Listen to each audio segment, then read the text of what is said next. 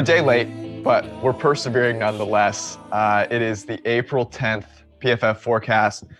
We've got some fun stuff today. We've got Timo Riske coming on, better known as Moo. Kev is going to join us after that. We're going to talk about the Bill O'Brien trade. We're going to talk about how you're surviving, because there's a hell of a story behind that. So it should be a fun one. We'll make up for the lost time. Let's rock. All right, we have to start with this. You are not at home. You are in a foreign land. Just give me like the past 24 hours, a recap for everyone that's listening. Yeah, I was in the middle of prepping for college football. What day was that? Wednesday night.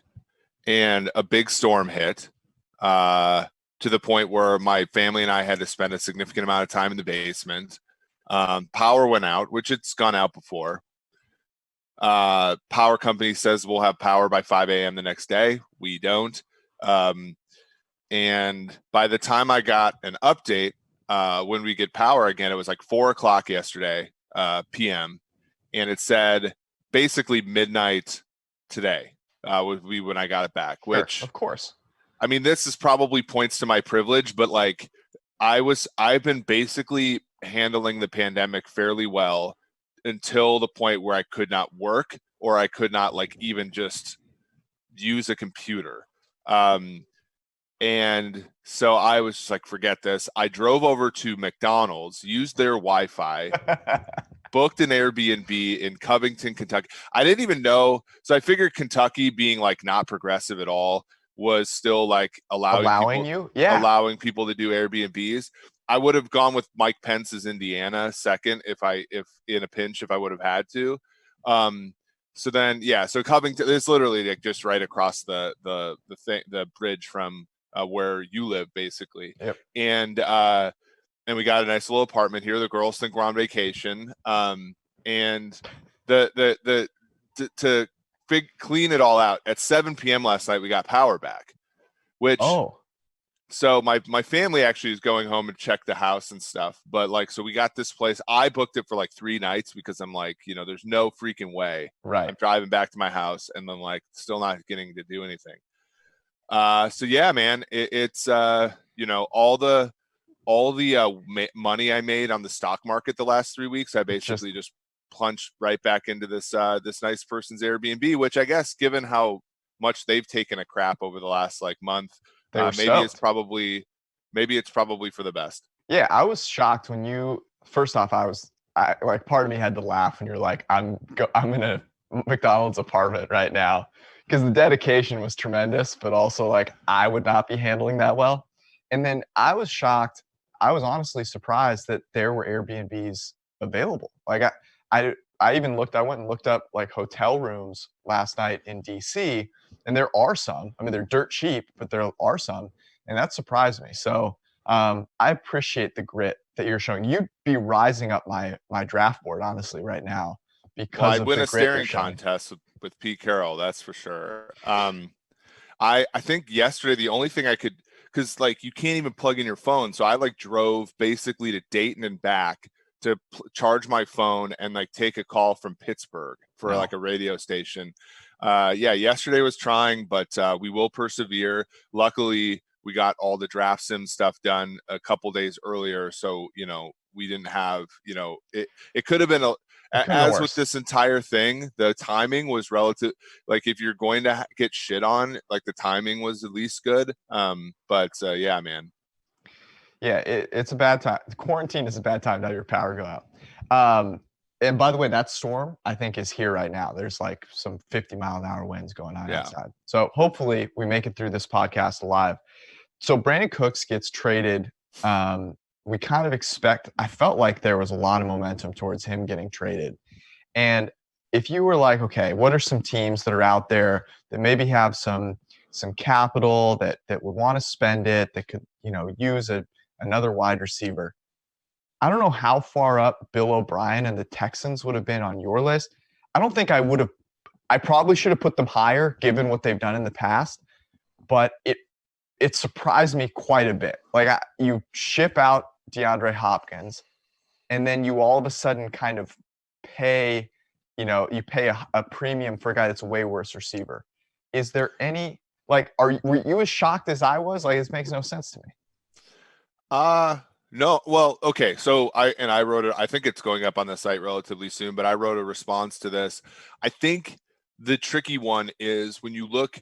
So obviously DeAndre Hopkins is the big deal in that offense last season, but if you look at Will Fuller and basically the Texans on and off splits with him, all noise acknowledged and understood in those things, but it's not that implausible that Bill O'Brien looked at that and said, look, this offense actually goes as our deep threat goes, and Fuller's missed 22 games the last 4 years.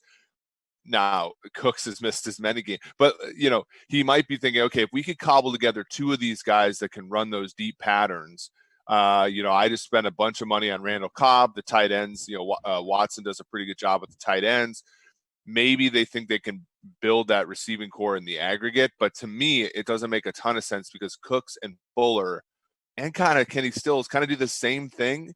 And so that offense is going to be, I feel like, redundant and going to miss Hopkins, I think, more than the sum of his replacement parts. Yeah, and that's the thing. If you go, hey, instead of DeAndre Hopkins, you can have Brandin Cooks, Randall Cobb. You can pay them a little bit more, honestly, because I mean, if you give DeAndre Hopkins the money he was asking for, say you pay him $20 million a year, which I would have paid him $20 million a year.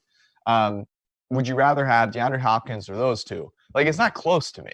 And Brandin Cooks has been, in my opinion, overhyped since the moment he got into the league, right? And a large part of it, I think, was because of fantasy, right? He goes to the Saints, and it's like, okay, with Drew Brees, this guy is going to light on fire. And I remember very vividly my fantasy auction draft where people are just like, his price is going through the roof. And ever since then, I think he's been a little overvalued. Not that he isn't good, but like over the past 4 seasons, he's the 25th highest rated wide receiver, PFF graded wide receiver. DeAndre Hopkins is number 3. Like it's not like there's a tier between them. There's an ocean between the two guys.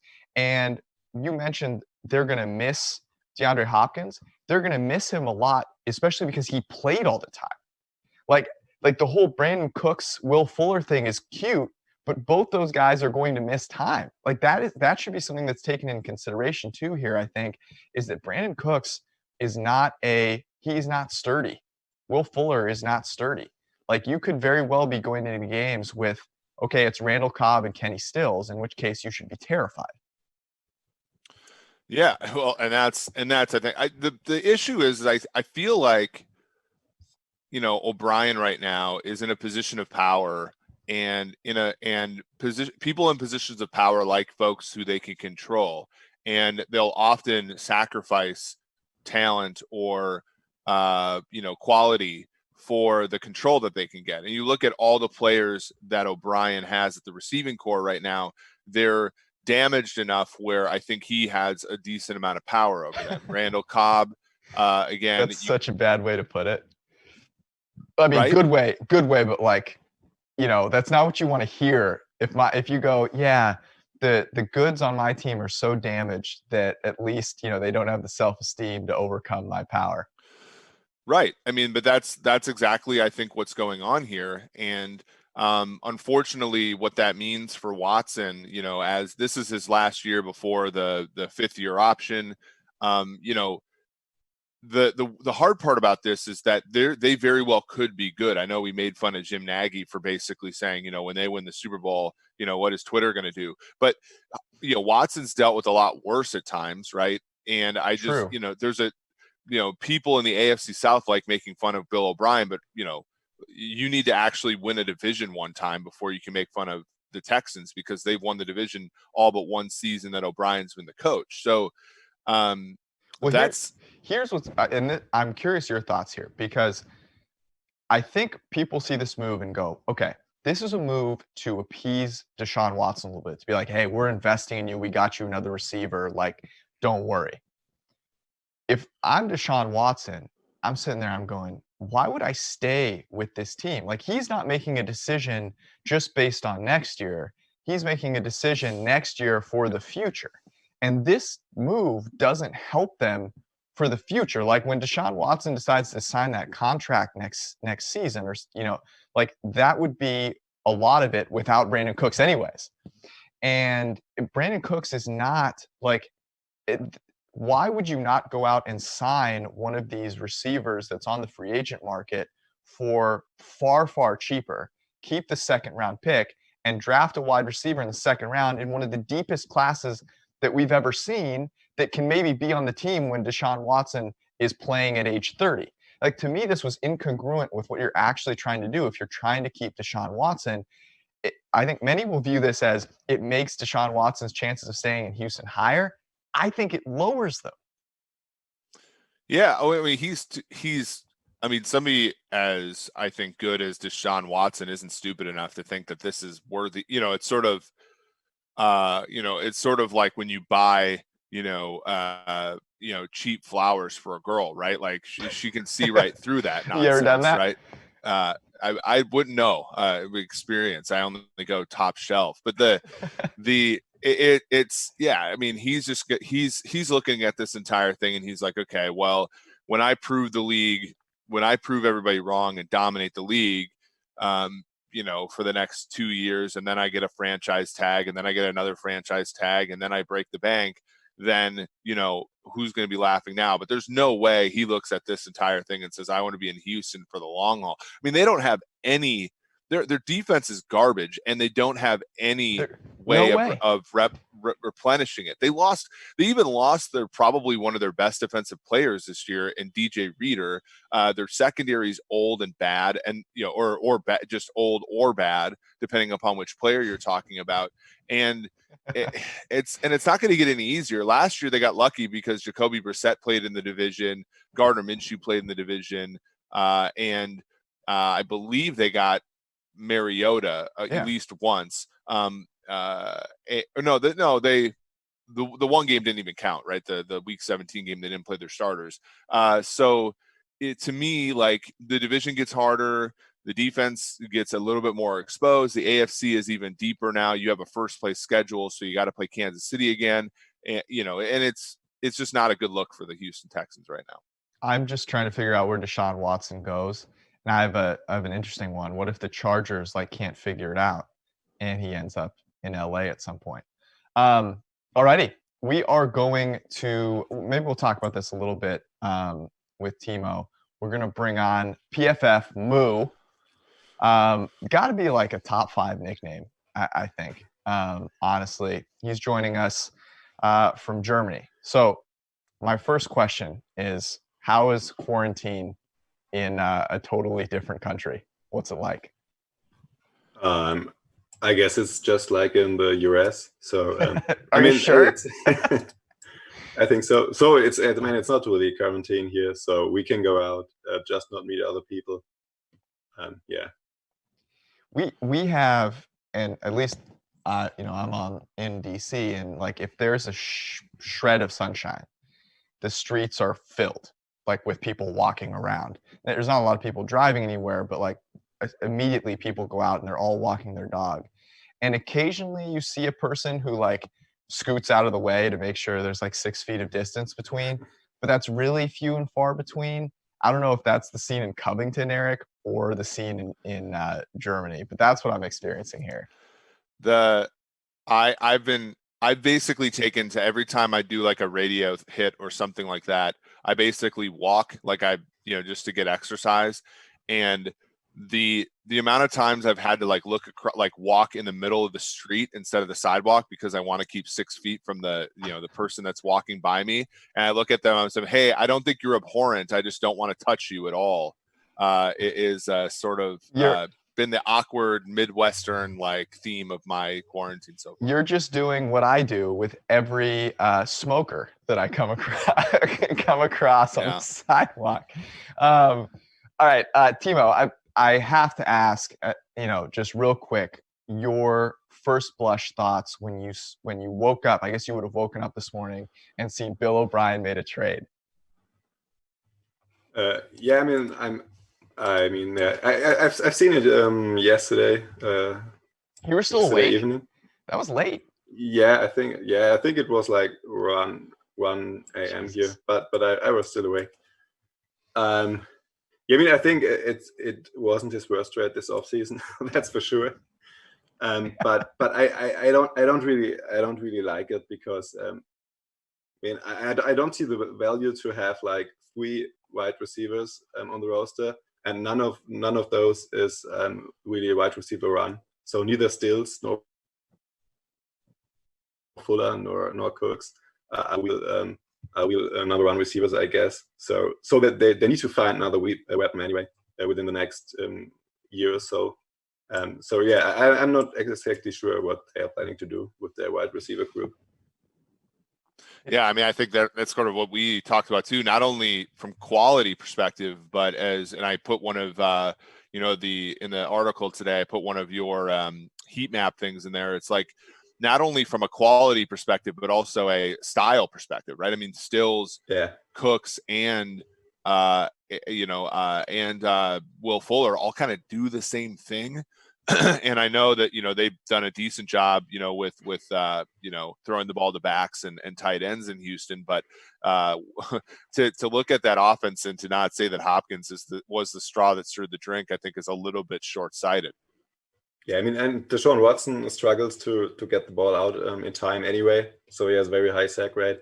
And I mean, I'm not sure if it helps to have 3 guys who like to run deep and that they don't have a possession receiver. So I'm sorry, Randall Cobb. Yeah, maybe. I mean, the thing is, people will throw out that like he's still relatively young, but the fact that you have to remind people that he's young, given that he plays like he's super old, is not a good thing. Like, that's not a bonus. That's a bad thing. Okay, I want to make sure we have some time to talk about the mock draft simulator, because you can go check it out. It's pff.com/draft/NFL-mock-draft-simulator. You Just got go to all that? pff.com. You'll see it there. It's a ton of fun. You built this thing in, I would say, like 10-ish days. And I don't know what did you learn most, I guess, in taking on something that's kind of tricky. There's a lot of moving parts to it. You obviously have done a ton of sims yourself. So what did you learn from this whole process? I mean, I think just the draft mechanics. So implementing the draft mechanics was like the hardest thing to do. So the math is not that hard, I guess. So this was pretty straightforward, I think. But yeah, like coding the draft mechanics so that it works and the user can make his picks and offer trades and stuff like this. So yeah, I didn't really have much experience with this, because obviously I'm a math guy, not a programmer. So yeah, so I learned a lot about the shiny apps. Yeah, didn't we all? We're still learning. Yeah, we're still learning. That's the funny thing. So, I mean, on Wednesday we roll it out, and a ton of people go to the site, and it just explodes everything. And we're sitting there like, what? Like, what's going on? We were like, we paid for this shiny server, and by all accounts, they are a really, they're a really good set of people, and they have a really good set of options for you. And we're like trying to figure this out because we just want to be able to play with it, honestly, because it's a lot of fun. Yeah, and I think what's fun about this, obviously, is sort of, it's so refreshing to have, more of us, right? Because now, as George said, we used to, when it was just the 2 of us or just a couple of, it was one of those where were so many things that we would like to have done. And now that we have, you and Kevin and some folks, helping us out, it's like we can snap our fingers and in 10 days this thing comes up. And it's something where, I mean, I can't tell you how many people have come to me and said this is the best thing, that during the quarantine time that has taken up their sort of thought processes and past time, which is exactly, I think, what we intended to do, as well as, sort of show off some of our, the things that we can do that other people can't do, which is sort of project players from college to pro and sort of understand positional value and everything. It really was a cool like collection of things, and obviously most impressive part was how fast it got done. Timo, how many mock drafts have you done with the Bucks?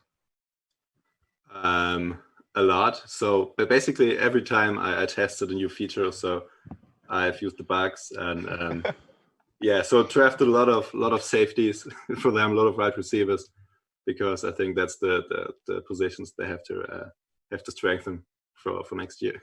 So so was Grant Delpit the guy that you were looking at from a safety perspective, and how often what percentage of the time were you like, okay, this is the situation that I want to end up in? I mean, so when I use the 50-50 blend of PFF board and public board, which is like the standard setting, they are like almost always the two top safeties, which are probably the top safeties of the class, Xavier McKinney and Grant Talbot, are like always available.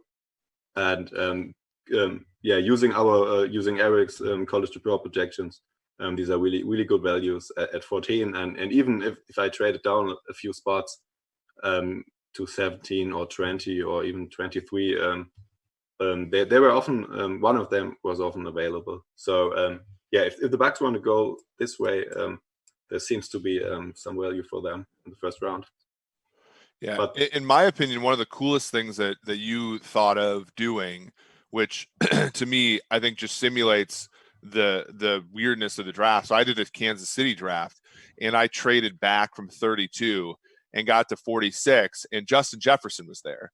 And I thought to myself, the hard thing to do is to implement randomness without making it nihilistic, right? Yep. And I think that you did a great job of sort of building in something that kind of split the difference between, sort of staying with the big board, but then also, allowing for some of the randomness that we've seen, because we know that there's going to be a player a la DK Metcalf last season or Aaron Rodgers in 2015 or 2005, I'm sorry, that is going to fall. And if you're not able to sort of like simulate those fat tail events, then it's you're not doing as good of a job. And I thought that you certainly overcame that. Yeah, I mean, it's especially starting with the second round, starting with day 2 or even the third round. I mean, we don't know much, so it's really hard to, like, when the team sits at 45 and then they have to select a player. I mean, who of us can predict which player they will select? Like, it's really hard, and there are a lot of candidates. So I mean, the probability is not really high even for the highest candidate. So maybe the highest candidate has maybe like a probability of 15% to get picked, and then there are a ton of other candidates, like 15 or 20 more candidates who also might be picked realistically. And yeah, so the player, even if a player is already the best candidate for this team, it can happen that he like drops like 10 or 15 spots more, because he's only selected like 15% of the time, 20% of the time. And yeah, a lot of things can happen in the draft, and a lot of things can also happen in the simulator. Well, and you bring up something so interesting. I was thinking about Isaiah Simmons, for example, and you really, like, I don't think that the average person in the public understands the difference between plurality, like a favorite that's still not over 50%, and a favorite that is, well, so like Joe Burrow going to the Bengals is a humongous favorite, right? You're talking about like minus 10,000 or like 1,000, whatever. Like it's not smart to bet that. But Isaiah Simmons, for example, to go to the Giants, I think is plus 125, and he's the favorite. But it's still like there's a substantial number of things that can happen, far more than even 50%. That can happen other than that, and I think most people don't really think that way, as they go about their lives. No, I mean, there's no way people think that way. Just turn on the news, and it's so obvious that people don't think that way. The way that so I think people, when you bring up the DK Metcalf example, will go, oh yeah, random shit happens all the time in the draft. But then when they're doing a draft and they see it happen, because it hasn't happened yet, they go, oh no, there's no way. There's no way that Jerry Jeudy falls to like 22. Well, like, yeah, there's a way. There absolutely is a way. Is it not the most likely? Sure, but there's definitely a way. Just like there's definitely a way Derek Brown goes at number 3. Like those options are still possible, and doing a bunch I think it's of much drafts, more likely he goes to 13, George, but alas. Stop. Please stop. Oh my God. I'm not ready for that, man. If the Niners take an interior lineman at 13, I'm gonna. They're D lineman away, shit. George. Just let it happen. Hey, So does this look all right? Everything's kind of dark in here, so it's just the way it is. yeah. Kev, give us like 1 minute. Okay. All right. I want to get you out of here on this. So you are a noted Bucs fan. Are you still riding with Jameis? I need to know. Yes, of course. I mean, I will root for him wherever he lands. I have no idea where he lands. Well, right now he's landing in a maybe gym. the Patriots are just waiting for the maybe they're just waiting for the comp pick formula to deactivate. I think at some point in May the compensation pick formula doesn't count anymore. So maybe they sign him to a very low contract. So I have no idea where he ends up, but I hope he gets a real chance to compete. And I think there are quite some quarterbacks out there he would beat out in a fair competition. Maybe 5 years from now, and you're still going to be, both of you are still going to be Jameis disciples, and he'll be in a random gym in Florida dodging enormous weight balls. Can we pause for a second? I don't know how long, Timo, you've been watching the NFL, but the fact that David Carr went after Jameis just offends every one of my sensibilities. And then these people citing like his like touchdown interception ratio, David Carr, ignoring the fact that he took a sack on 10% of his dropbacks in the NFL, it was just like the cocktail that I needed yesterday. And that was the cocktail you needed? I like really?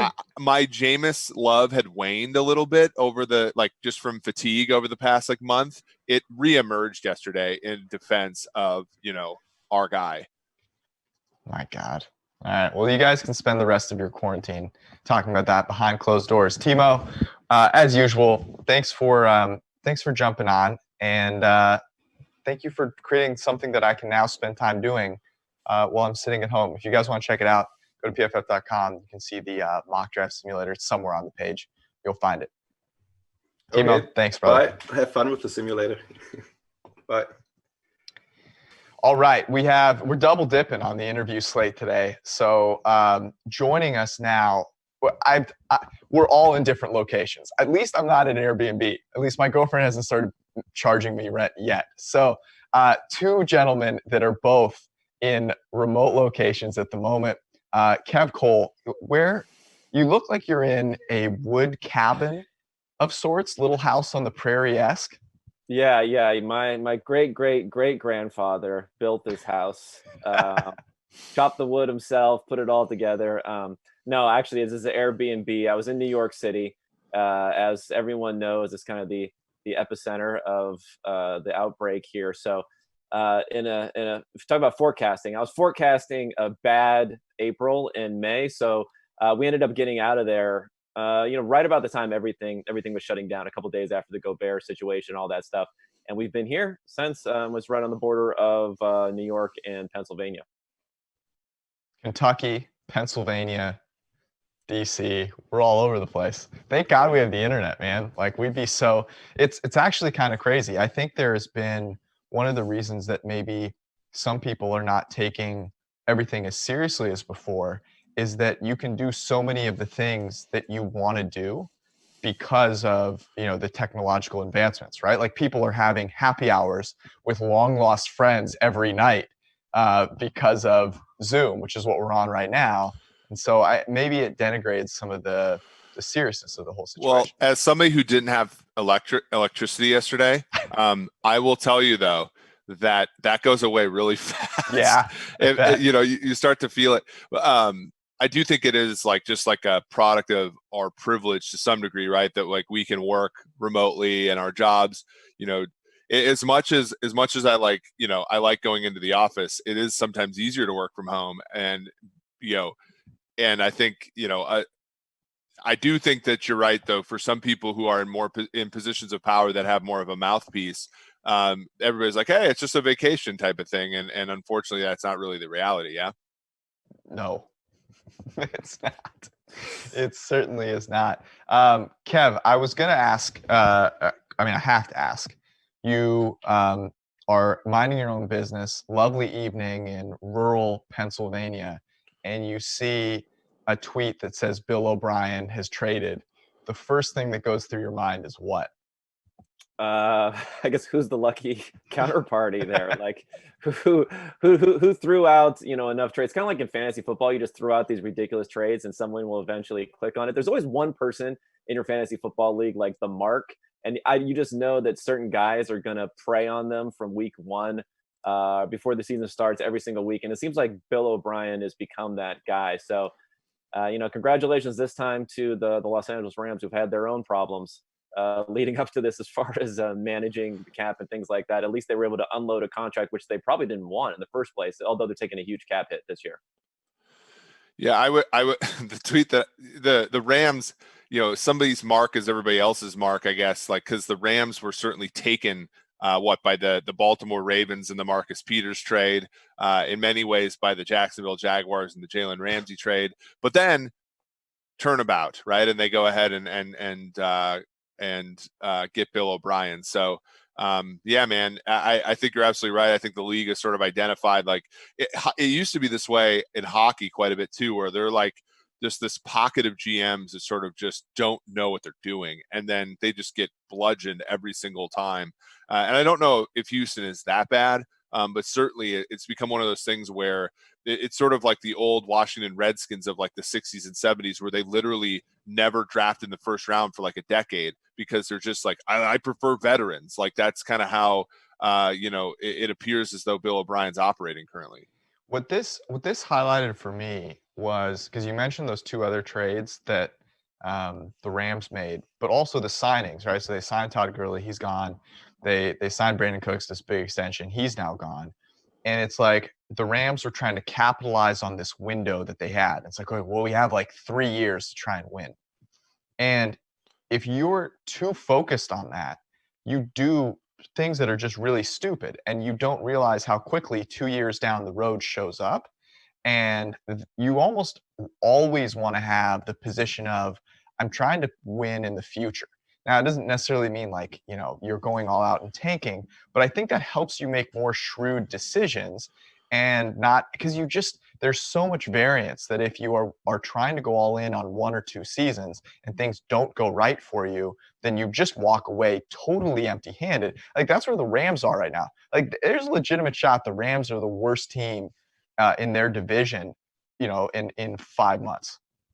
Yeah, I mean, it's interesting. I used to harp on the rookie quarterback window type of thing, and I think we've seen it now with the Bears, the Rams, and to a lesser extent, although I think it's there with the Eagles, where they've done a lot of stuff to put stuff load up right at the very beginning. And now if you look at that Rams team, like the Rams team that went to the Super Bowl, it was just impossible for them to ever have a better team in the salary cap going forward. I think it's somewhat true of the Eagles, where they've been delaying a lot of stuff going forward. Somewhat true of the Bears. The question is, is it worth it? Like, for the Rams, was it worth it to go to that one Super Bowl if it's going to take a secondary rebuild, which we've seen with a lot of teams? I mean, even saw it to a degree with the Seahawks, but because they have such a great quarterback, they're able to kind of run through that secondary rebuild and still be able to get into the playoffs.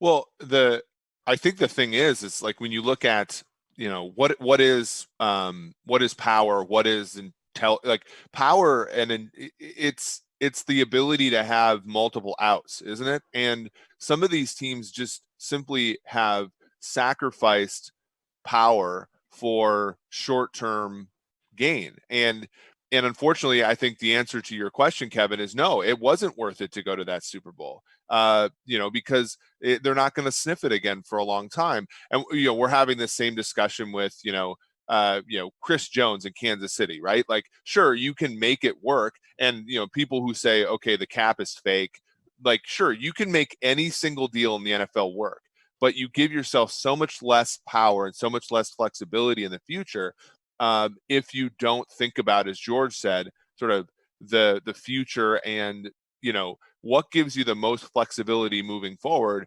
And some of those decisions are hard, right? Like, you don't, like, Jared Goff takes you to the Super Bowl. You don't want to reward him by trading him to the Jaguars, but that probably would have been the smartest thing to do. Yeah, I mean, it's interesting you mentioned Chris Jones, because I think the Chiefs are a great example of a kind of sliding door sort of situation. So let's say they lost the Super Bowl. Would they have re-signed Sammy Watkins? Would they bring back Chris Jones? I mean, probably not, I don't think, to either one of those questions. And it doesn't really make sense to me that one or two games, one or two outcomes, one or two drives can really determine whether you're going to take this mindset of, you know what, we're just going to run it back. We won the Super Bowl, so we're going to run it back. And I think that can also be a mistake for teams. You should always be looking to maximize your flexibility and your different outs, like George was saying, going forward. Well, and I think that what Kansas City is doing is actually, like, almost all of the deals that they've made are 1-year deals, except for what their fans want, which is Chris Jones on a long-term deal, right? Yeah. And that's I think the issue with you when you sort of look at the commitments that the Rams have made, the commitments that Houston's going to make. I mean, that not all their players are on long-term deals, but that when you trade draft picks for veteran players, you're in some sense signing them to a long-term deal because you're giving up future assets for them. And to me, like, that's where that's where it's sort of foolhardy. Well, the funny thing, I'm trying to think of a good analogy for this. And it's like, it's almost like superstition when you have, you're lucky this or you're lucky that. And it's like, I tie some success to wearing this shirt. And so now I have to keep this stupid shirt and wear it underneath my jersey every time I play in a game or, go on a date or whatever it is, like hoping that that sentimental value that I've tied to it has real value. And obviously it doesn't. But the problem and the difference here for the Chiefs, for example, is like they actually have to pay for it. Like most times people don't realize, I think, the ramifications of thinking that way because it doesn't cost them, real money. But here in this situation, it will. And if you're looking 5 years down the road and you have this enormous Chris Jones contract and you're not able to put real valuable pieces around Patrick Mahomes, you are wasting the most valuable asset in the NFL, and that's what you can't afford to do. Yeah, I mean, right. Patrick Mahomes is the guy that you can say on that second contract, no matter how much it'll be, and it's not going to be $50 million a year or whatever people are saying, like, whatever, he'll get, $5 million more a year or something like that than what the biggest contract is now. But you can still win with him on that contract. He is that type of quarterback. So you should be thinking about that, not thinking about, we need to win next year because of this window sort of thing. It's going to be a long timeline for the Kansas City Chiefs with Patrick Mahomes, but GMs have difficulty, and obviously coaches have difficulty thinking out 5-10 years what's best for the team. Well, it's sort of like, if you're thinking about like investing as a person, right? Like your biggest investment for many people is going to be like your house, right? And as long as that house is good, that's fine, right? There are some people that, buy into crappy houses with more, but then after that, so Nick, take the Chiefs or even a team like Seattle or a team with a bona fide pay them anything type of quarterback. The last thing you want to do after that is to consolidate risk other places, right? What you want to do is distribute that out. So it'd be like buying a house and then taking the remaining amount of money that you have and putting it on like 2 or 3 stocks. And whereas, probably the smart move for the majority of people is to buy the house and then put your money in sort of a diversified fund. And that's the hard part about that. People get, as you guys talked about, sentimental about these players when we've talked about for a long time that you're not buying all pros, you're trying to buy wins. And aside from the quarterback, who's almost completely correlated with winning, the rest of the positions don't afford you that. Well, it's interesting. Think about 2 years prior when, Dee Ford and Justin Houston are a part of a team, a defense that gets shredded by Brady, right? And both of those guys are gone. They win the Super Bowl that year. Like, are we in a situation where both those guys are still on the team? It's kind of crazy to think about. I do want to kind of change topics a little bit to this. And we have all had, now like 3 weeks of time at home. We have much more time on our hands. And we each consume a ton of sports media and listen to a bunch of different podcasts and all these things. And I'm curious, has this time, how has it made you think the way that we're going to listen to and consume sports, is it changing? Are we going to be more, are we going to be consuming way more podcasts? Are we going to be consuming way more of these kind of shows that people are putting out there on social media, right? As opposed to like the TV thing, because right now I'm not sure a whole lot of people are watching TV. Cav, start with you. Like, how has this 3-week period changed your opinion of things?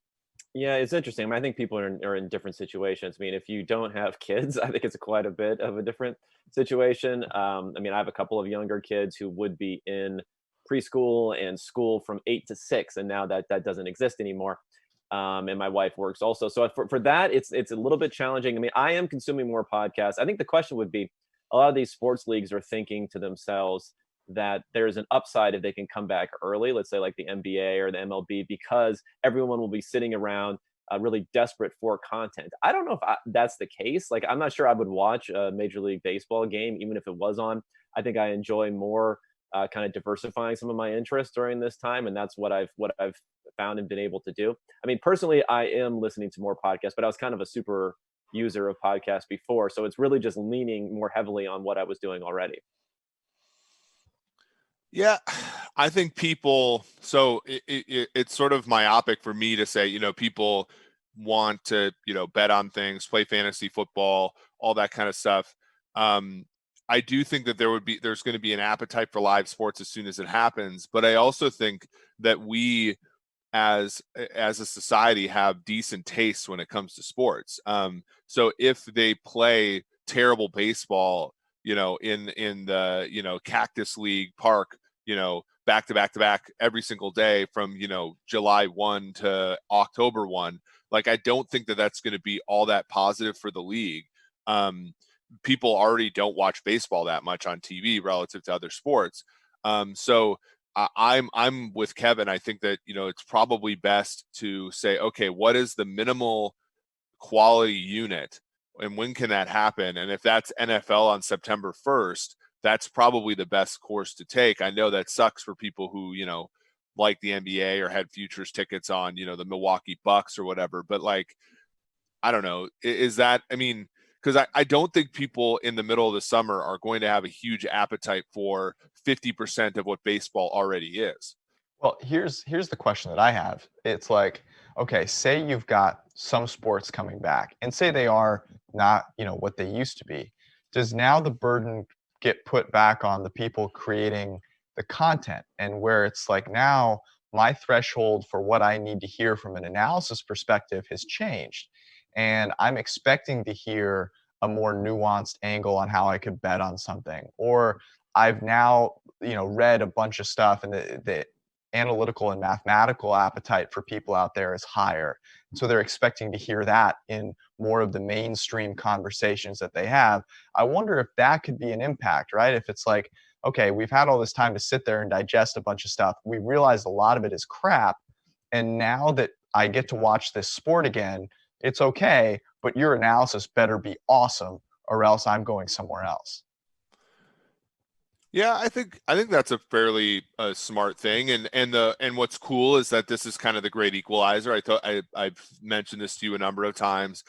Folks from a position of privilege are going to see a decrease in their quality far more than people who aren't, and so it might boil down more to the quality of the content rather than the size of the platform. So, I think that's fair. It's a good idea. Yeah, I mean, if they go straight to the NBA playoffs, I think there has to be stakes involved for people to be interested. So I think that can be interesting, and that'll probably be a big success. Yeah, I just don't know how they're going to end up doing it. I think NBA and MLB and other stuff where it's in season, it's just dead. I mean, I think we're also very lucky to be involved in football where the schedule essentially hasn't changed, and the off season is a great time. Everyone's hopeful during the off season for football fans. So it's not quite the same thing, I think, as when it's killed during the regular season. So I think the appetite, if anything, is probably even stronger for football content right now because that's the one thing that's on schedule. So we're lucky there. Yeah, it's gonna, I think, to a certain extent, force all of us, because even for football, right? Like 2 months from now, we may still not know a lot, and we're gonna have to, I think, broaden our horizons a little bit. We're gonna like if you put out a piece of content, if you have a podcast, for example, you can't just sit there and be kind of the same you were before. Like I think things are you're gonna have to progress, and this is true all the time, but I think it'll be accelerated now, where if there is an interesting story and it's more related to fantasy football, for example, or more related to a gambling aspect, or you're a fantasy podcast and it's more related to just general NFL, you kind of have to tackle that, don't you? Or else you're completely irrelevant. Yeah, well, and you have to be able to think about football. I mean, in some sense, you're the product at this point, right? I mean, and if you can't think about football differently than every single Joe Schmo, cover a game, write a brief on it, then you're, as you said, like in a time when things are uncertain and it's not even clear we're going to have games, you might be irrelevant relatively quickly. Yeah, I mean, I think you know, new perspective. It also going to open up some avenues for new perspectives, and that kind of goes back to what you were saying earlier about maybe a more analytical way of looking at things, a different way of looking at things. People want, you know, they want debates. It's opened up some of that, so I think there are some avenues there, and kind of progress and become even bigger part of the conversation for the type of work that we're doing. So here, you know, I think about what I used to watch before quarantine happened, like while I was getting ready for work, for example. And I think about Get Up, you know, on ESPN. And it always felt there like they had to segment the people that were going to talk maybe with a mathematical viewpoint and the people that were going to talk about it from a, oh, I played the game viewpoint. And there was no common ground. Like there was no way that they could bring a conversation together between the two. And I wonder if that's something that comes out of this, where there's been time for people to, you know, assimilate a little bit more. You have more time to digest things. And maybe we see more of that. Like you know, if I think about where we are in a couple of months, you know, wouldn't that be cool if we can bridge that gap more? Because right now, I still think there's so much segmentation between the two that like football conversations by and large are still totally segmented, right? Like there's the main group of football fans that listen to former players. And then there's people in the analytics community that are like, okay, well, all that's baloney. I'm only going to listen to the math. Like there should be a coming together of those at some point. Maybe this is the catalyst that makes it happen. I mean, we'll see. That's been my hope for a long time, is that the biggest value that people with our perspectives can have. I mean, you can have a, you know, a great show like this where you're exchanging ideas, and I think that you can really get through a lot that way. But also being able to provide some perspective in another context with other people. I mean, you know, as of right now, I mean, I don't even watch the pregame shows and other things because I don't really need, you know, 4 different former players or coaches to tell me why establishing the run is going to be the key to this particular game. It would be nice to bring in some more perspective, and hopefully in that sort of setting, people can have discussions where there's a willingness to listen a little bit more also than there is, you know, when Bucky Brooks sends out a tweet about running backs and then everyone quote tweets them and slams them, and then it goes back and forth where really nothing is accomplished there. It's all Twitter's fault. That's Yeah, that's the real thing. We don't know how to communicate with anyone because all we do is send tweets back and forth. And you know, honestly, we see this a lot when you communicate, whether even with text messages, but I think a lot with like, you know, mobile instant messengers. It's really hard to communicate tone in a way that people don't take the wrong way, right? Like it's an art to be able to send a message that maybe is, you know, critiquing something that doesn't come off as like kind of being an asshole. And like maybe if we're just forced to have more conversations and there are more podcasts and more, you know, sports shows that are willing to take risks and make those conversations happen, we'll get to a place where overall that's better. Because right now they're kind of worlds apart. Yeah, but I mean, it's just amounts to, I mean, we just have gotten so bad at being able to read rooms, right? Because we're not in rooms of people anymore. And you know, that's why you get the, you know, and not to drag, but that's why you get the whole, you know, if you were smart, you would have known to go to the Senior Bowl, because if you didn't, you know, predict the fat tail pandemic, now you're stuck. And it's like, you know, just having people who are able to sort of understand football and how it merges with other things and stuff, I think will be extremely valuable, especially now when, everybody talks about, stick to sports. And I sort of, I understand that, being in your lane is a good thing, but all of these things are intertwined, right? If we don't get the, certain things in order, we won't have the things that we love, like sports. Well, and also there's a difference between ignoring something that clearly is impacting everyone's lives and trying to be a leading scientist on it, right? Like there's a lot of people out there that are, okay, I've made one graph in my life, therefore I'm going to take this, COVID-19 data and I'm going to lecture to all of the world my findings. There's a difference between that and maybe what we've done on this podcast, which is like, hey, how's your life going? Like, how's your work changed? Those things which can be illuminating for people, and people want to hear too. Like, they want to know what other people are dealing with. Kev, I asked Eric this question a couple days ago, and I'm curious your thoughts. Is there something that, what is the lasting impact, and it can be sports or non-sports related, from the pandemic? Is there one? Yeah, it's interesting. I think certain things will change, but I think we're probably overestimating how much things will change. I mean, once you have a vaccine, it's just going to take a while. And once you have a vaccine, once you have, quote unquote herd immunity, I don't know if things will change a whole lot. I think there's just going to be a big void, and it's really going to, I think if anything, it's really going to show this separation between different groups of people, those, quote unquote essential workers versus people like us who can just do things over the internet. So I think if anything, it just really brings into focus the differences that there are out there in everyone's situation, and hopefully figuring out a way to help people who are in those situations where they have to travel and do things like that.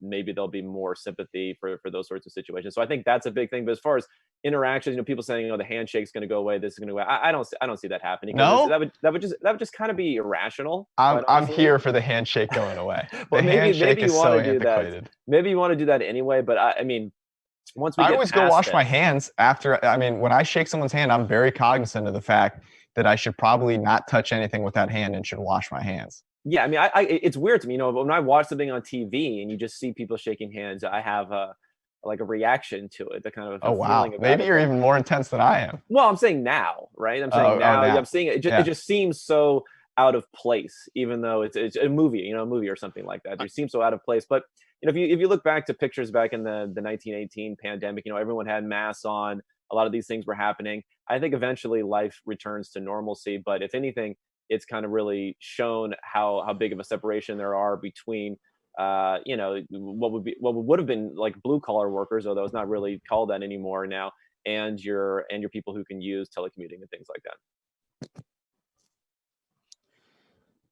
Eric, any thoughts? Handshake going away, staying? I don't know. What I think might end up happening is big events. So right now, going to football games is pretty expensive depending upon where you go, right? We might see a decrease in people who have means going to games, right? And what you could see is maybe a more more affordable event, right? That might be something that you see from it, which means, to the point that we've been talking about this entire time, that content outside of the game production, at the game, needs to increase in order for the product to continue to grow the way that it has. Yeah, that's interesting. I think there will be a couple of 6-month impacts. Ultimately, everyone's going to go back to doing the same stuff. I don't know though, because right. So we've talked about just briefly, the people who don't vaccinate their kids movement, right? Yeah. And that took a long time to really sort of get a foothold. I don't think in our lifetimes there will be things that come from this that will still be relatively, explicit during our lifetimes, I think. Yeah, maybe. Although those people don't believe this whole thing. There's probably those people that are still thinking this is a hoax. So, it's early. Kev, we got Bill O'Brien, who kind of changed the things we were going to talk about, but I want to make sure people go check out the great work that you're doing on PFF.com. You wrote a bunch of really good articles looking at how fantasy players can take advantage of the new projections we have on the site that, Eric, you spent a lot of time on over the past couple of weeks. So go check those out. Some receiver ones. Maybe you need to make a little Brandin Cooks update there. I don't know. But go check out all that stuff. Anything else you got to plug that's coming down the pike, Kev? Yeah, I mean, I'm working on some more fantasy stuff. I think also we have these projections that I was doing when I was looking at off-season improvement. So different units, we have projections for their WAR going forward. So it's kind of more quantitative look. It's basically I'm basically trying to take more of a quantitative look for a lot of the questions that people are asking, whether it be, where are the best landing spots for particular positions, what are the team needs, things like that. And it can use to kind of buttress what people are doing when they're thinking of, in a non-analytical way, looking at these teams, we can kind of come with some of these numbers and provide. It identifies maybe quantitatively a little bit more the need than it would be on an opinion-based article, and it also could bring out some teams that you may not be thinking of, or you may have thought were strong, but the numbers aren't showing they are, and dig a little deeper on that. So I think that's what I'm going to be concentrating on, at least for the next week. Yeah, and the improvement index that you built for free agency is still, go check it out because it's been updated with the Brandin Cooks stuff. It's awesome work. Kev, we love having you on. Stay strong out there in the middle of nowhere.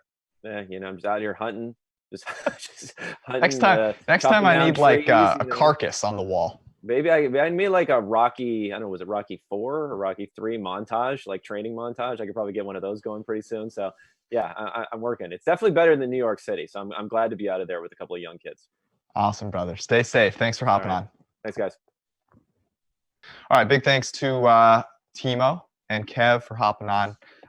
We didn't get a chance to talk draft props, but there are a couple that I'm kind of intrigued by. So the first one is there's all this smoke about Justin Herbert getting picked above Tua. I kind of want to buy into that and see Tua falling to being the third quarterback taken. And you can get some pretty good odds on that. Like, what if he falls to 6? But he could, that's the thing that I like in terms of, when you look at, betting that, like, he could fall to 6 and still not get taken below Herbert. So there's a number of different ways that you can win that. And I think that that's probably, still plausible. So I found it at plus 900. It's now plus 800 that the pick that Tua has taken is number 6. And I don't know.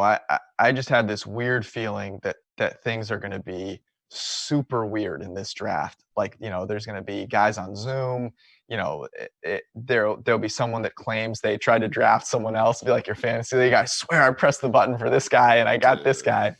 So that's one that I just recently took a look at. We talked about Henry Ruggs before. That number was 15.5. It's now 13.5 in most places, right? So I'm assuming that you're not betting that anymore.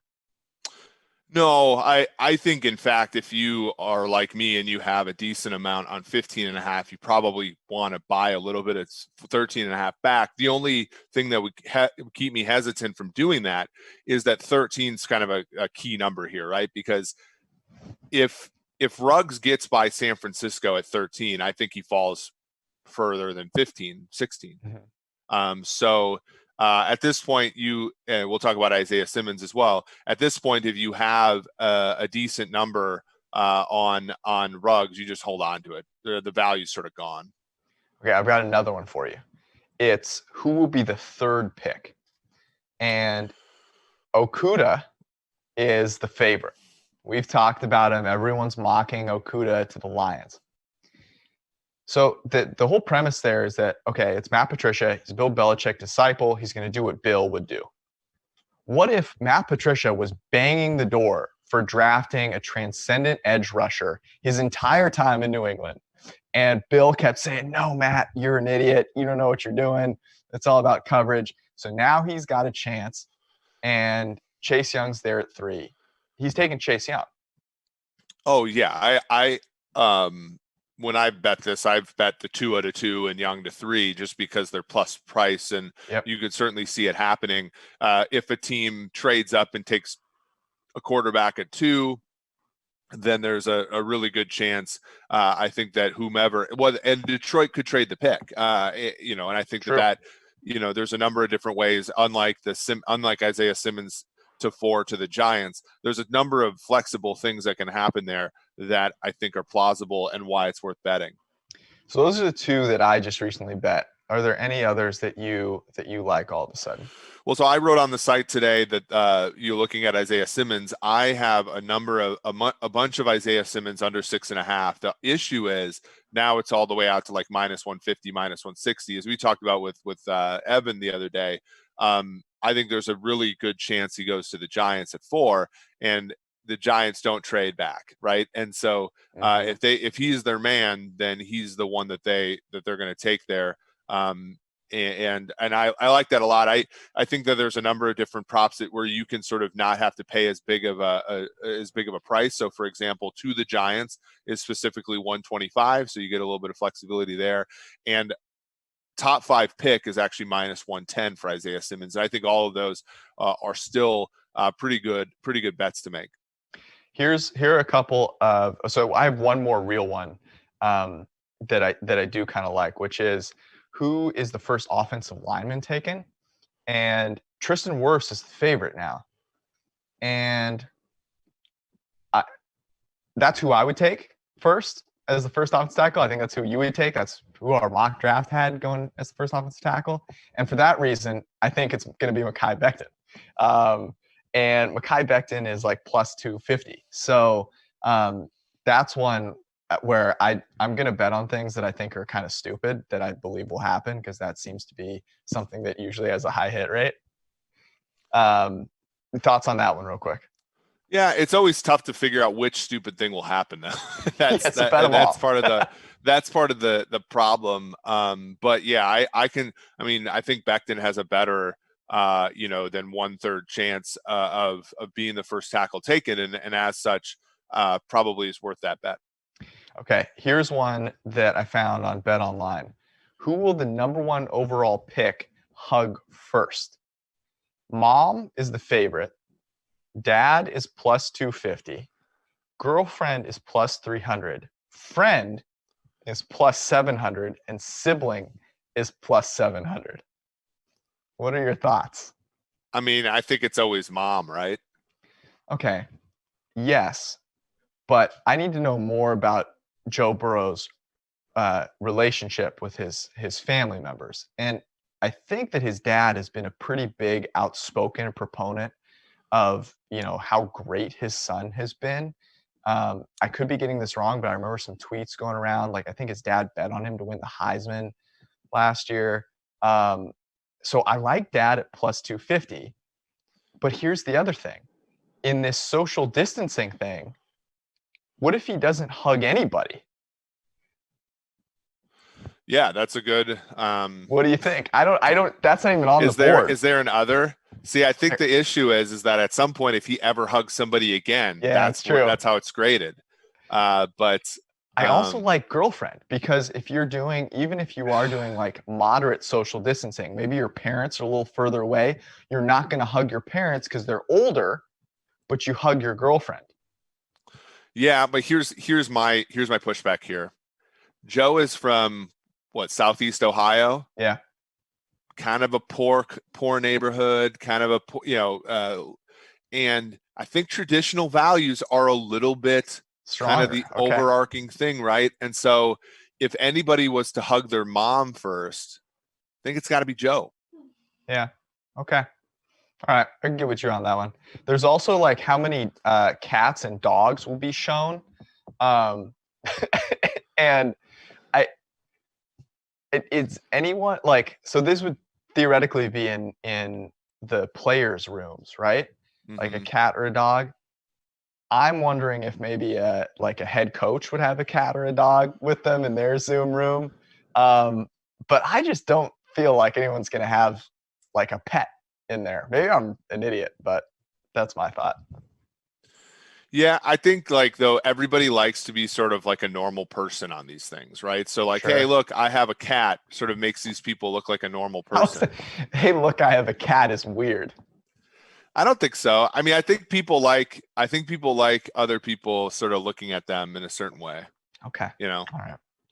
Those are my funny ones. You got any others that you like that you want to talk about? No, you know, the Ruggs one and the Simmons one are the two that I've sort of honed in on. It looks like the market has moved in the direction that I like. So I actually don't know if I'll bet any unless there's like significant information that doesn't get get its way to the books before draft day. You only have about 2 weeks left. Here's one more. It's interesting. Higher draft position: Justin Jefferson, Denzel Mims, Brandon Ayuk, and T. Higgins.